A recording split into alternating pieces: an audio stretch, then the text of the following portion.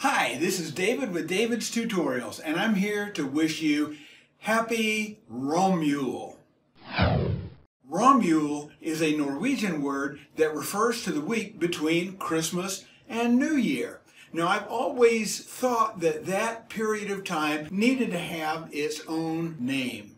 For years, I've wondered, well, what do we call this period? I've heard it called Slack Week, I've heard it called the Down Week, I've heard it called many other things, but it needed a special name, and I found it. It's called Romjul, R-O-M-J-U-L, because in the Scandinavian languages, the J's are pronounced like Americans pronounce the Y, Romjul, and it refers to that time when you're supposed to be cozy and relax and just spend some warm, relaxing time with your family. I heard one person say, this is the week when you stay in your pajamas and your robe as long as you can every single day, and you just cozy up in front of the fire, you do jigsaw puzzles, you just have warm family time. So I'm here to wish you Happy Romjul.